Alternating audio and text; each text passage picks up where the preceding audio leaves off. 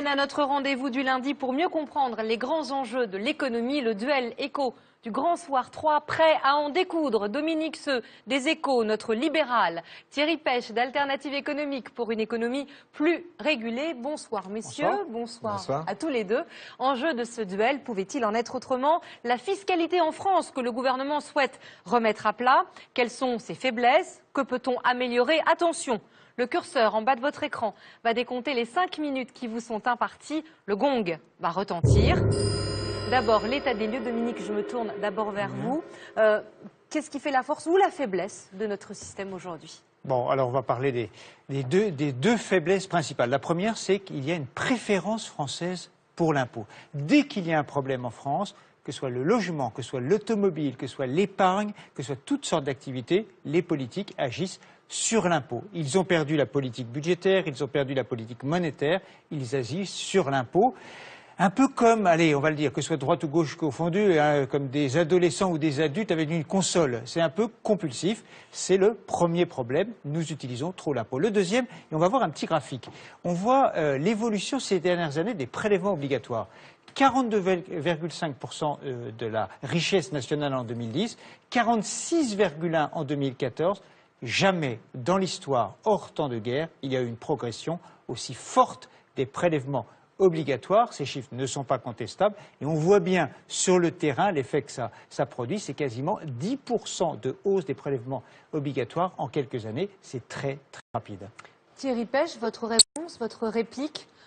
Trop d'impôts, que de l'impôt, toujours l'impôt? Non, d'abord, ces chiffres, pardon, ne veulent pas dire grand-chose, parce qu'on sort d'une crise épouvantable. Il a fallu réduire des déficits qui s'étaient creusés du fait de cette crise, et donc il a fallu renflouer les caisses de l'État, et c'est pour ça que ces prélèvements ont, et c'est vrai, historiquement augmenté. Le problème de la fiscalité... Tous ceux qui sont dans la rue depuis quelques semaines voient assez bien oui, quoi correspond. J'ai compris que vous vouliez être du côté de la rue, il n'y a pas de problème, vous l'êtes, Dominique. Le problème de fond de la fiscalité française, c'est pas dans la rue ou pas dans la rue, c'est qu'on a une fiscalité qui est confuse, qui est devenue illisible et qui n'est pas très juste. Elle n'est pas très juste pourquoi? Qu'est-ce que c'est qu'un impôt juste? Un impôt juste, c'est un impôt qui demande plus d'efforts à ceux qui ont plus de moyens et moins d'efforts à ceux qui ont moins de moyens. C'est ce qu'on appelle un impôt progressif. Je vous ai amené des données qui vont vous montrer qu'en fait les impôts progressifs en France sont minoritaires. Vous avez la grande pile de gauche, c'est la TVA, 142 milliards d'euros de recettes par an. Puis la CSG, 90 milliards. Tout ça, ce ne sont pas des impôts progressifs. Ce sont les mêmes taux pour tout le monde.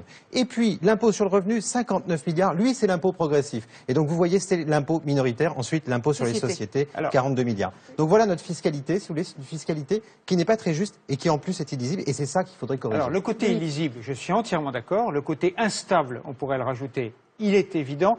Sur la progressivité, d'abord la CSG, c'est une cotisation sociale qui alimente les régimes sociaux. On ne lui a pas demandé jusqu'à maintenant. Vous preniez les cotisations. Oui, mais on ne lui a pas demandé jusqu'à maintenant d'être progressif. L'impôt sur le revenu, lui, est très progressif, puisque 10% des contribuables à l'impôt sur le revenu payent 80% de l'impôt sur le revenu. Et par ailleurs, un Français sur deux ne paye ni l'impôt sur le revenu, ni les taxes locales.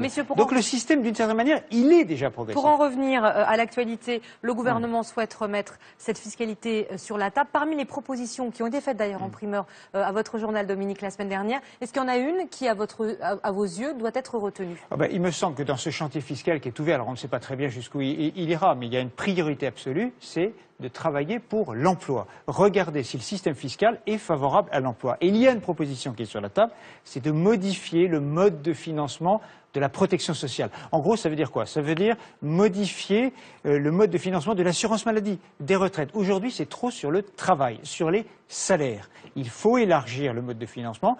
Ça veut dire de la TVA sociale ou de la CSG, plus de CSG, en contrepartie d'une baisse des cotisations reposant sur le travail. Ça veut dire qu'il faut faire contribuer plus de personnes, un peu plus les retraités, assumons-le, un peu plus l'épargne, ça a déjà été le cas. La TVA sociale qui avait vite été enterrée, qui avait surgi et qu'on avait vite oublié. Oui, mais il faudrait, par rapport, quand on regarde ce qui se passe dans les autres pays, on peut aller un petit peu plus loin. Il faut alléger le coût du travail. Pourquoi pas? Enfin, je veux dire, c'est vrai qu'une grande partie du financement de la protection sociale repose sur le travail et grève le travail. Et c'est vrai que, par exemple, pour l'assurance chômage, il y a un effet un peu stupide de ce système, c'est que vous devez dépenser plus en indemnité de chômage au moment où vous avez moins de cotisations qui rentrent, justement, au moment où il y a du chômage. Donc ça va pas. Donc il faut un financement, effectivement, moins, on dit techniquement, moins procyclique. Bon, on est d'accord. Là-dessus, on est d'accord. Mais il faut que le prélèvement des recettes soit plus juste. Et pour qu'il soit plus juste, moi je suis plutôt favorable à la CSG, mais je suis même plutôt favorable à un financement qui reposerait sur un impôt progressif élargi, qui fusionnerait la CSG et l'impôt sur le revenu. Qui était entre les lignes d'une proposition du gouvernement. Oui, mais pourquoi c'est une bonne proposition? C'est difficile à faire politiquement, hein, mais c'est une bonne proposition parce que c'est une assiette large. Tout le monde paye la CSG, contrairement à l'impôt sur le revenu, vous l'avez rappelé Dominique. Et ensuite parce que ça nous permettrait d'avoir des taux plus bas. Et un bon impôt, c'est un impôt à assiette large et à taux relativement bas. Non, mais c'est-à-dire des taux plus... il y aurait peut-être des gagnants, mais il y aurait aussi des perdants dans ce type de réforme. C'est-à-dire qu'en gros, les classes moyennes, classes moyennes supérieures paieraient beaucoup plus. Cette réforme ne sera pas. On a entendu le gong, c'est fini. Merci beaucoup. On se retrouve lundi.